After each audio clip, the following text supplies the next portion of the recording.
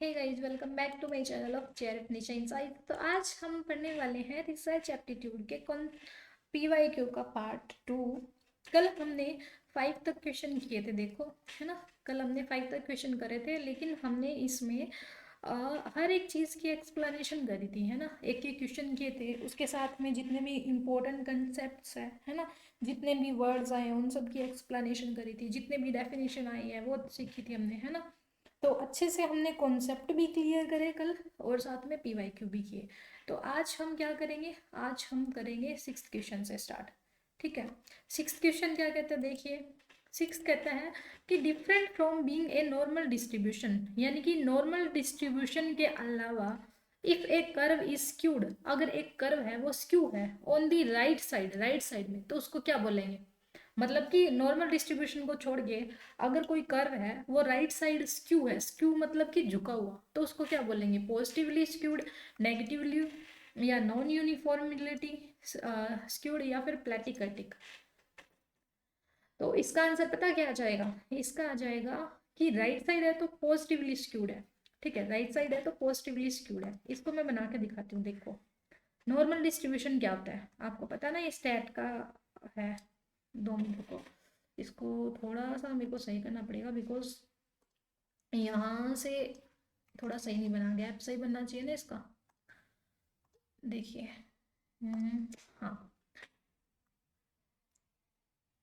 Normal distribution ये equal है, ठीक है, इक्वल है, इसको इक्वल मान लो। एक बार में से ऐसी ही ड्राइंग बन रही है।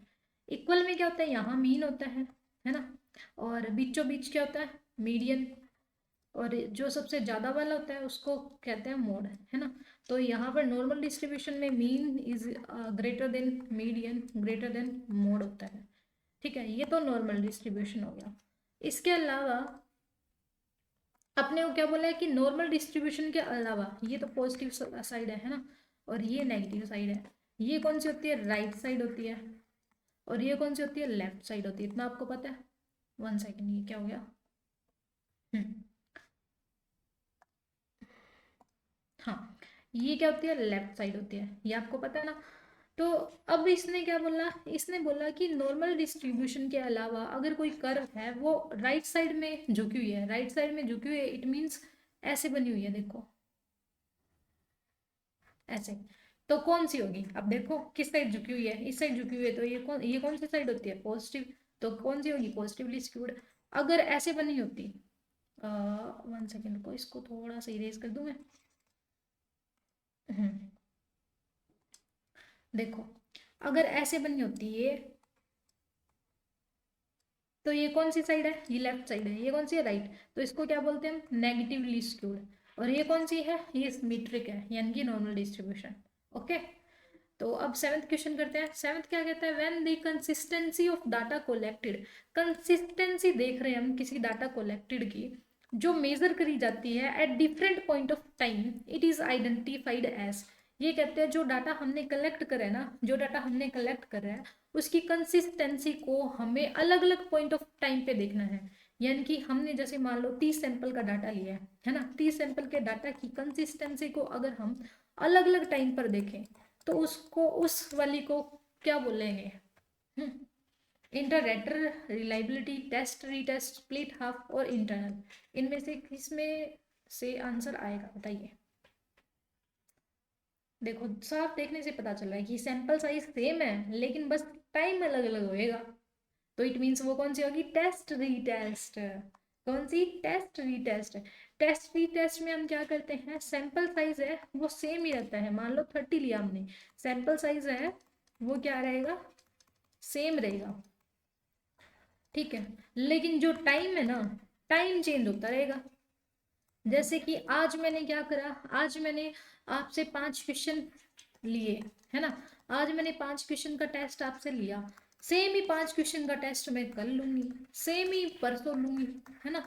तो इससे क्या हुआ, टेस्ट को रीटेस्ट कर रहे हैं आप, टेस्ट को बार बार ले रहे हैं। तो टेस्ट रीटेस्ट करके हम उसकी रिलायबिलिटी चेक कर रहे हैं कि आज अगर 10 बच्चों से मैंने इन 5 क्वेश्चन का टेस्ट लिया, उन्हीं 10 बच्चों से मैं कल भी टेस्ट लूंगी, तो क्या उतने ही नंबर आते हैं, तो उसको बोलेंगे टेस्ट रीटेस्ट। इंटररेटर में क्या होता है, 2 रेटर होते हैं, है ना। इंटररेटर मतलब कि दो रेटर होंगे, एक से ज्यादा रेटर, रिलायबिलिटी चेक करेंगे। स्प्लिट हाफ में क्या करते हैं, हम दो टुकड़ों में बांट देते हैं और फिर रिलायबिलिटी चेक करते हैं। इंटरनल रिलायबिलिटी में हम क्या करते हैं, उसकी इंटरनलिटी चेक करते हैं कैसे है। अब देखो रिलायबिलिटी का मैं बताती हूँ आपको, अच्छे से समझाती हूँ क्या है। सबसे पहले देखिए आप, रिलायबिलिटी होता क्या है। रिलायबिलिटी है वो एक ऐसा कंसेप्ट है, ऐसा मीनिंगफुल कंसेप्ट है जो क्या बताएगा, जो हमें बताएगा रिपीटेबिलिटी, यानी कि रिपीट कितना हो रहा है।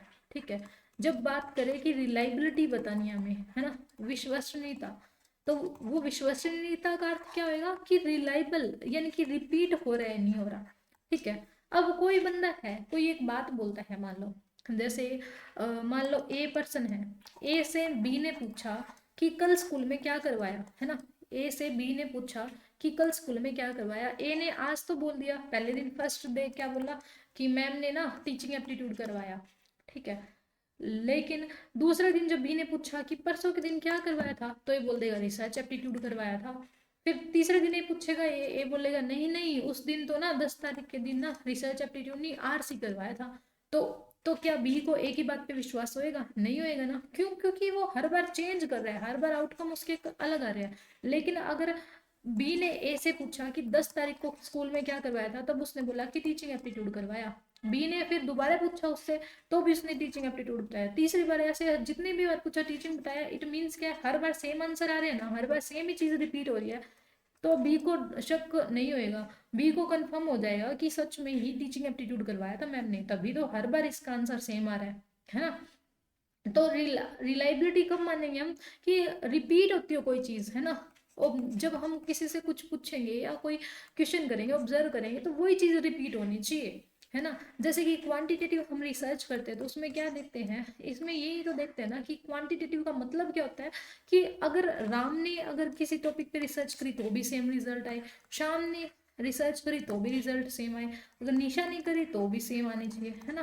तो रिपीट होंगे ना मेजर, तब ही रिलायबल माना जाएगा। अगर एक पर्सन कर रहा है तो कुछ अलग रिजल्ट आ रहा है, बी कर रहा है तो अलग आ रहे हैं, सी कर रहा है तो अलग आ रहे हैं, इट मीन्स वो रिलायबल नहीं है।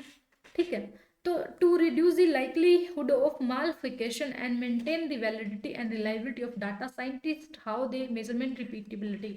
ये कहता है कि डाटा में ना मालफिकेशन ना होना चाहिए, मतलब कि डाटा में चीटिंग नहीं होनी चाहिए, बायसनेस नहीं होनी चाहिए। चीटिंग को, बायसनेस को, इन सबको रोकने के लिए साइंटिस्ट क्या करते हैं, एक मेजर बनाते हैं कि रिपीट कैसे हो रहा है, रिपीटेबिलिटी को एक मेजर बना देते हैं। उसके बिहाफ पे फिर क्या करते हैं, चेक करते हैं कि डाटा रिलायबल है या नहीं है, उसको बोलते हैं रिलायबिलिटी। ओके, तो रिलायबिलिटी आपको समझ में आया। अब देखते हैं रिलायबिलिटी के टाइप।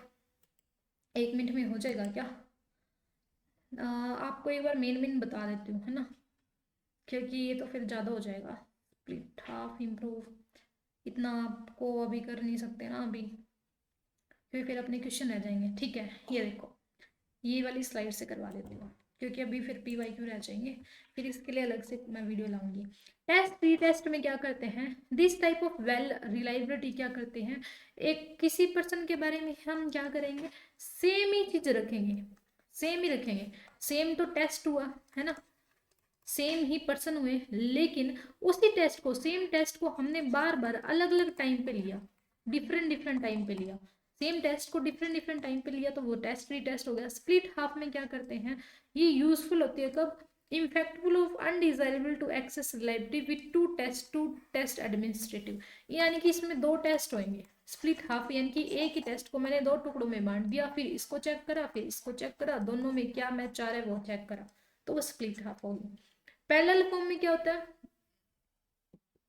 पैरेलल फॉर्म में ऐसे होता है कि use different worded forms to measure the same attribute. अच्छा, इसमें क्या वर्ड्स को चेंज कर देते हैं, वर्ड्स को चेंज कर देते हैं, फिर पता लगाते हैं कि कर पाता नहीं कर पाता। जैसे कि एंटी अपना करता है, ये क्या करेगा, ये जैसे क्वेश्चन पूछ लिया रिलायबिलिटी का, है ना, रिलायबिलिटी कौन सी है, ऊपर वाले में ऐसे पूछा था ना, अगली बार थोड़ी वर्डिंग चेंज कर देगा, कह देगा इसमें से रिलायबिलिटी कौन सी नहीं है, नॉट।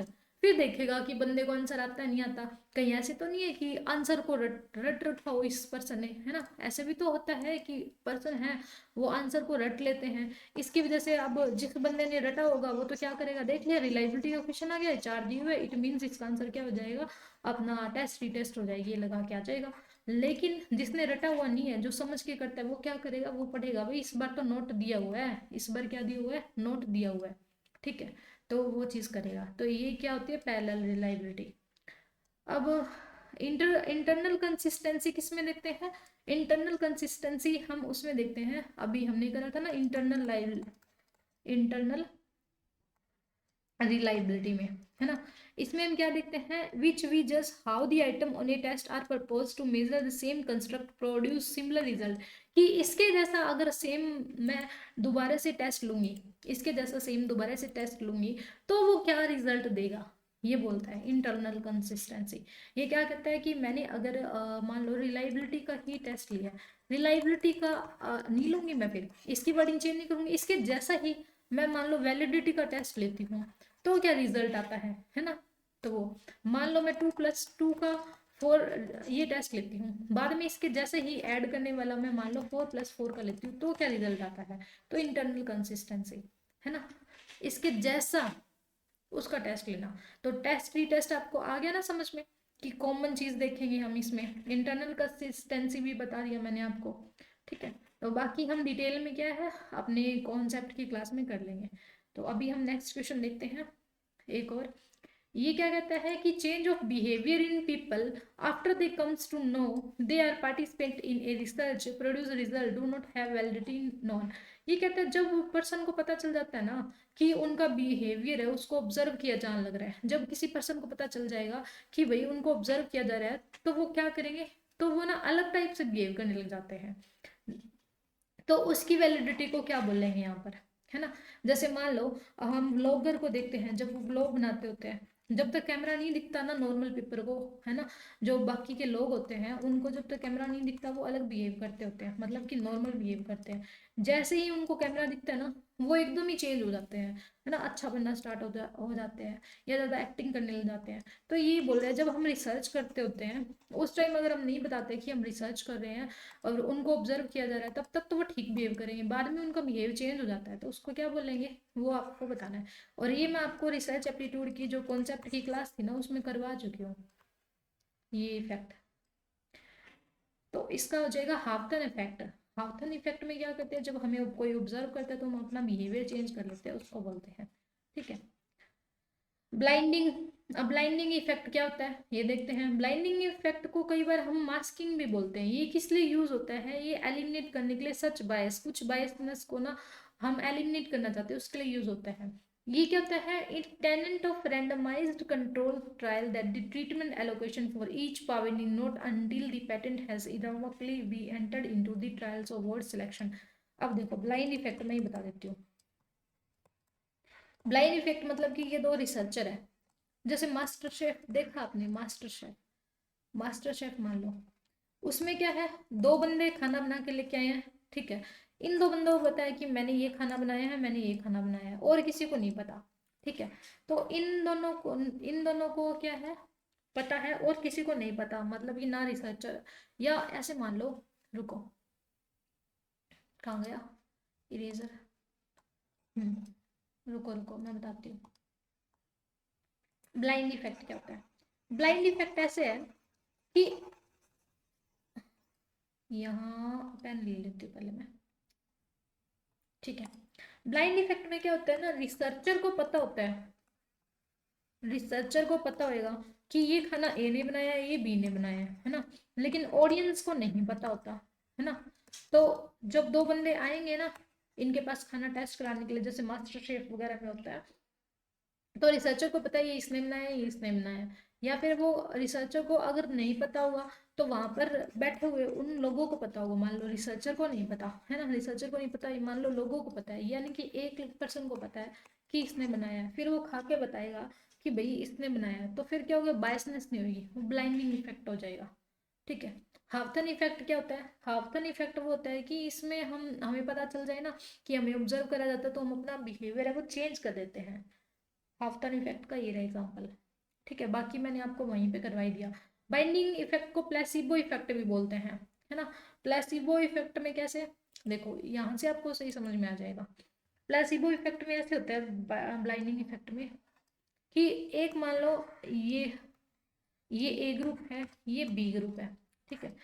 इसको मान लो सर दर्द हो रहा है, हेड एक हो रहा है, हेड एक हो रहा है, इसको ना डॉक्टर ने दवाई दे दी, दवाई रियल की दवाई, ठीक है। तो और ये भी बोल रहा है कि मेरे हेडेक हो रहा है, इसको प्लेसिबो दे दिया, प्लेसिबो, प्लेसिबो मतलब मान लो शुगर पिल दे दी, चीनी की गोली दे दी, शुगर पिल, ठीक है। तो फिर मैं इसने देखा डॉक्टर ने कि ये आया परसों, मान लो 10 तारीख को आया और आके बोलता है कि मेरा सर दर्द सही हो गया, और ये भी आके बोलता है कि मेरा दर्द सही हो गया। तो फिर क्या हुआ, ब्लाइंडिंग इफेक्ट है इस पे। ब्लाइंडिंग इफेक्ट कैसे कि ये भी बोल रहा है मेरा सिर दर्द हो रहा है, ये भी हो रहा, इसको दवाई दी लेकिन इसको दवाई नहीं दी, सिर्फ इसको दिखावा करा कि तेरे को दवाई दी है, जबकि शुगर की पिल दी थी, चीनी की गोली दी थी, फिर भी इसका सही हो गया। इट मीन्स इसका सिर्फ वहम था, इसकी साइकोलॉजी ऐसी हो रखी थी, इसकी साइकोलॉजी ऐसी हो रखी थी। तो अब इसको लग रहा कि मेरे को दवाई मिल गई तो मैं ठीक हो गया, है ना। तो इसके ऊपर जो इफेक्ट है ना वो ब्लाइंडिंग इफेक्ट है, ऐसे। अब आया समझ में। देखिए ब्लाइंडिंग इफेक्ट हो गया, बाकी हम बाद में करेंगे double blind, single blind, deception वाले। अब आंसर देखिए आपको, एक क्वेश्चन और कर लेते हैं, उसके बाद में हम आगे का करेंगे। देखिए ये क्या कहता है, some of the threat are internal validity in research are, कि इंटरनल वैलिडिटी होती है रिसर्च की, उसमें कौन कौन सी थ्रेट्स आती है वो आपको बताना है। कास्टी experimental, pre testing, attrition, history, maturation, ये भी आपको मैंने रिसर्च एप्टीट्यूड में करवाया हुआ है। बताइए। तो इंटरनल वैलिडिटी है, उसके थ्रेट होते हैं अपने सी डी और ई। सी डी और ई क्यों, इंटरनल वैलिडिटी में हम क्या देखते हैं, इंटरनल कंसिस्टेंसी देखते हैं, यानी कि डाटा की कंसिस्टेंसी कितनी है। अगर डाटा एट्री यानी कि अटारी में रख दिया, पुरानी चीजें हम अटारी में रखते हैं ना, हिस्ट्री बन गया, डाटा मैच्योर हो गया, अब उसका कोई काम नहीं है ना, ओल्ड हो गया, तो फिर वो क्या हो जाएगा इंटरनल वैलिडिटी में। बीच में थ्रेट्स, चुनौतियां, थ्रेट्स का मतलब क्या होता है, चुनौतियां होती है ना। तो अगर हमें कोई चीज को वैलिड करना है, तो अगर ओल्ड डाटा होगा, मान लो पुराना डाटा है, मैच्योर हो गया, वो हिस्ट्री बन चुका है वो डाटा, या अटारी में रखने लायक हो गया है, यानी कि पुराना खराब हो गया है, आधा अधूरा डाटा है, तो वो हमारी जो रिलायबिलिटी है, वैलिडिटी है, उसको खराब करेगा, है ना। प्री टेस्टिंग है, अब टेस्ट करना कोई भी काम को करने से पहले, वो तो अच्छी चीज है। काफी एक्सपेरिमेंट, एक्सपेरिमेंट करना भी अच्छी बात है, तो थ्रेट कैसे हो सकती है ना। तो ये आ जाएगा आंसर सी डी और ई। एक और क्वेश्चन कर लें। देखो ये कहता है कि फोकस ग्रुप डिस्कशन में क्या होता है, the moderation is posed a liberal, की फोकस ग्रुप डिस्कशन में क्या मॉडरेशन है वो लिबरल मानी जाती है, किसके लिए, climate for participation to open up. Second कहता है participant to focus group discussion should rent individual experience for comparison, क्या फोकस ग्रुप डिस्कशन है वो इंडिविजुअल को कंपैरिजन के लिए एक्सपीरियंस प्रोवाइड करती है। बताइए इसका आंसर। तो इसका आंसर हो जाएगा फर्स्ट ट्रू है, सेकंड गलत है। क्यों, क्योंकि फर्स्ट कहता है कि फोकस ग्रुप डिस्कशन है वो क्या है, moderation to supposed liberal climate participation to open up, यानी कि फोकस ग्रुप में ना जो पार्टिसिपेंट होते हैं ना उनको पूरा घुलने मिलने के लिए, पार्टिसिपेट करने के लिए, बोलने के लिए मौका दिया जाता है, बिल्कुल दिया जाता है। क्योंकि डिस्कशन सेक्स, डिस्कशन किस में आता है, डिस्कशन आता है लर्नर सेंटर्ड में, किसमें आता है, लर्नर सेंटर में, जहां पर लर्नर को पूरा पार्टिसिपेट करने दिया जाता है, उनको बोलने दिया जाता है ना, लर्नर सेंटर है। तो ये बिल्कुल सही बोला है, लेकिन ये बोल रहा है कि फोकस ग्रुप डिस्कशन में इंडिविजुअल की कंपैरिजन करके एक्सपीरियंस लाते हैं, वो गलत बात है, नहीं, डिस्कस कर करके हम सीखते हैं, ठीक है। तो आज के लिए बस इतना ही, मिलते हैं नेक्स्ट वीडियो में। आई होप कि आपको ये वीडियो अच्छी लगे तो लाइक करो, शेयर करो, चैनल को सब्सक्राइब करो। तब तक के लिए bye bye, take care and thanks for watching.